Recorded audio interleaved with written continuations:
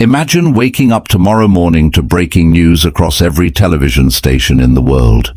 Marcus Aurelius has returned, the Roman emperor who ruled nearly 2,000 years ago, the philosopher who wrote Meditations, the man history remembers as the greatest Stoic leader, is alive. Within hours, cameras surround him.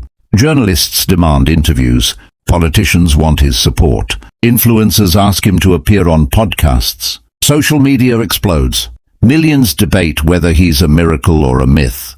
But Marcus Aurelius says almost nothing. Instead, he quietly observes. He watches people arguing online with strangers they've never met. He watches leaders seeking popularity instead of truth. He watches millions scrolling endlessly, searching for happiness on glowing screens while feeling emptier than ever. He sees a world richer than Rome ever imagined, yet more anxious than ever before. And then he smiles. Not because the world is beyond saving, but because the problems of humanity haven't really changed. Only the technology has. Today, let's imagine how Marcus Aurelius would lead the modern world, and why his ancient wisdom may be exactly what we need today. The first thing Marcus Aurelius would change isn't the government. It isn't the economy. It isn't the education system. He would begin with the individual. Marcus believed every great civilization rises or falls because of the character of its people. Modern society often tells us to change the world before changing ourselves. Marcus Aurelius believed the opposite. He would ask, how can you expect peace in society when there is war inside your own mind? Today, millions blame politicians, their families, their bosses, their circumstances. Marcus would quietly remind us that the first kingdom we must rule is ourselves. A leader who cannot govern his emotions cannot govern a nation. A parent who cannot master anger cannot teach peace. A citizen who lacks discipline cannot expect a disciplined society. Real leadership always begins within. Next, Marcus Aurelius would confront one of the greatest addictions of our generation: constant distraction. He would see people checking their phones hundreds of times every day, notifications interrupting conversations, entertainment replacing reflection, silence becoming something people fear. Marcus himself spent time each day writing in solitude. His famous book, Meditations, was never written for fame. It was a conversation with himself. Today he would likely ask, when was the last time you sat alone with your own thoughts? Without music, without your phone, without seeking distraction. He would remind us that a distracted mind can never become a wise mind, because wisdom grows in silence, not in noise. Another thing Marcus Aurelius would challenge is our obsession with public approval. Today, people often measure success by likes, followers, and applause. Marcus measured success differently. He asked only one question: did I act according to virtue today?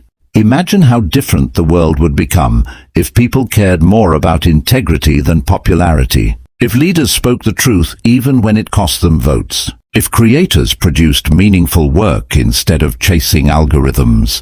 If ordinary people stopped comparing their lives to strangers on the internet.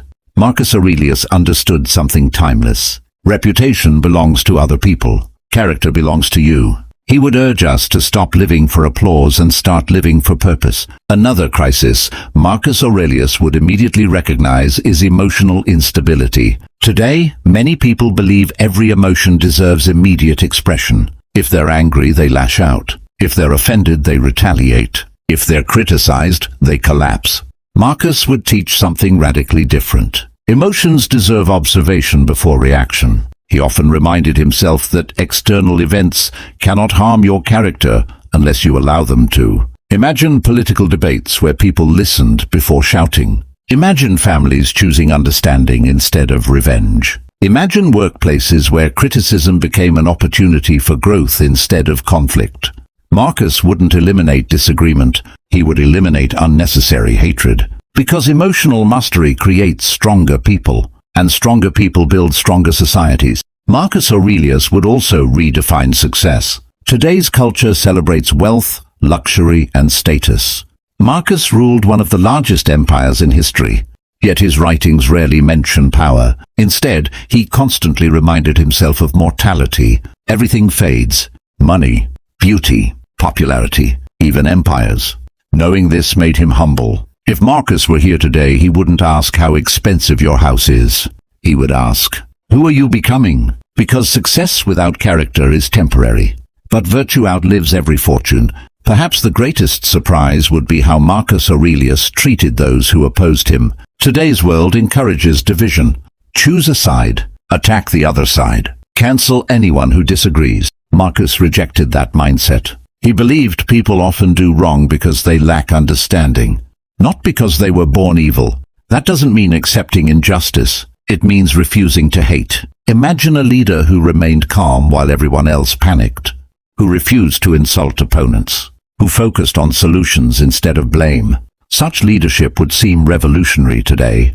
Yet for Marcus Aurelius, it was simply wisdom. He would also teach modern people how to handle uncertainty. Every day we worry about things we cannot control.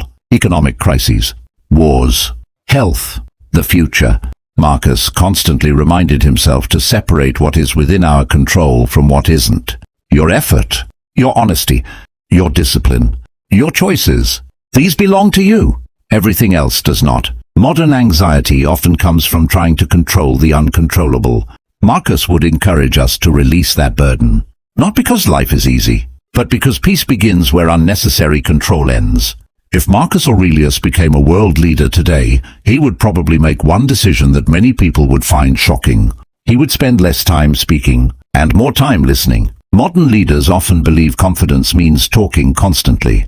Marcus believed wisdom begins with observation.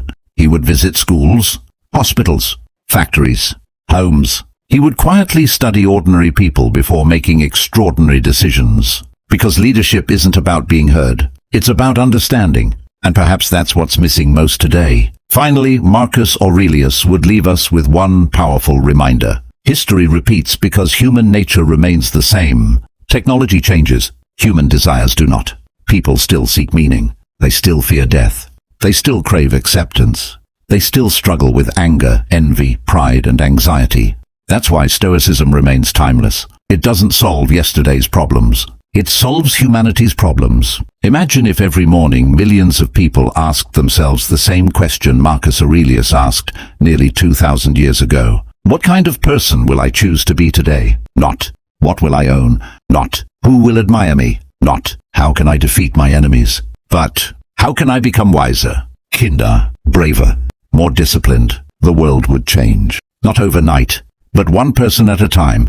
Marcus Aurelius knew something many people forget. Great civilizations are not built by perfect leaders. They're built by ordinary people choosing extraordinary character every single day. Perhaps that's why his words still echo across centuries. Because they aren't merely instructions for emperors. They're instructions for anyone who wants to lead their own life with wisdom. If Marcus Aurelius stood before us today, he probably wouldn't promise an easier life. He would promise something better. A stronger mind, a calmer heart, a nobler character. And maybe that's the kind of leadership the modern world has been searching for all along. Because kingdoms rise, empires fall, technology evolves, but wisdom never goes out of date.